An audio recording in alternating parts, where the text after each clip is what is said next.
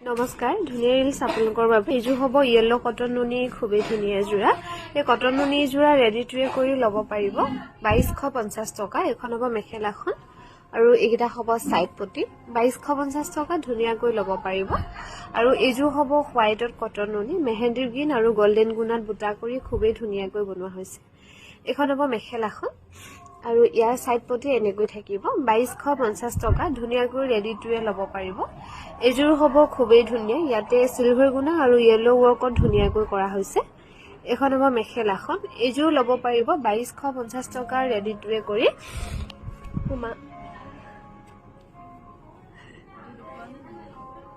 এইযোৰ খুবেই ধুনীয়া হ'ব কটন নুনি এইযোৰ কালাৰটো অকমান গোল্ডেন ইয়েলো কালাৰত কৰা হ'ব সৰু সৰু বুটা কৰি খুবেই ধুনীয়াকৈ বনাই দিয়া হৈছে এইকেইটা হ'ব সাইড পটি 2250 টকা ধুনীয়াকৈ ৰেডি টু ৱেৰ ল'ব পাৰিব আৰু এইযোৰো খুবেই ধুনীয়া হ'ব সিলভাৰ গুণা আৰু মেহেন্দি গ্ৰীণ কালাৰ বুটা কৰি বনোৱা হৈছে এখন হ'ব মেখেলাখন আৰু এইকেইটা হ'ব সাইড পটি 2250 টকা ধুনীয়াকৈ ৰেডি টু ৱেৰ ল'ব পাৰিব